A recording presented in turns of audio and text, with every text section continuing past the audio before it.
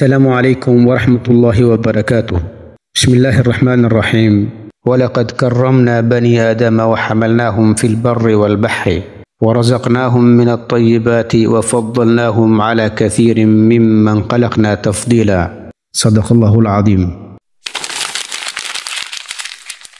maskaxda waa mashiinka ugu xooga badan ee caalamka. maskaxda waa xarunta ugu muhiimsan ee jirka bini'aadamka, waana halka laga hago dhammaan hawlaha jireed iyo kuwa maanka. maskaxda waxay leedahay awood aan la soo koobi karin oo ah xagga fikirka, xagga waxbarashada, xusuusta iyo dareenka. maskaxda waxay ka kooban tahay qaybo kala duwan, qayb walbana waxay leedahay hawlo u gaar ah. maskaxda waxaa loo adeegsadaa xallinta dhibaatooyinka, go'aan qaadashada, horumarinta iyo hal-abuurka.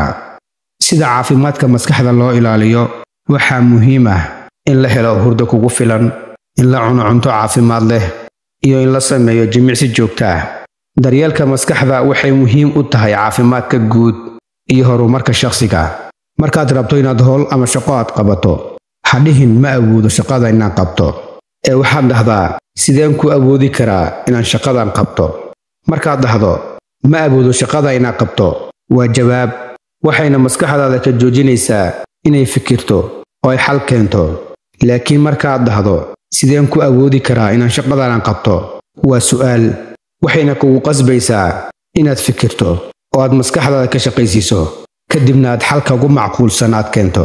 fikirka iyo wax soo saarka waxay maskaxda u yihiin jimicsi, sida almiintada ay jirka ugu tahay jimicsi. almiintada jirka waxay siyaadisaa fursadaha caafimaadka ee shakhsiga. almiintada maskaxda waxay siyaadisaa fursadaha hodannimada ee shakhsiga. intaas waxay ahayd faa'iidada aan maanta idinku talagalay. mahadsanidin.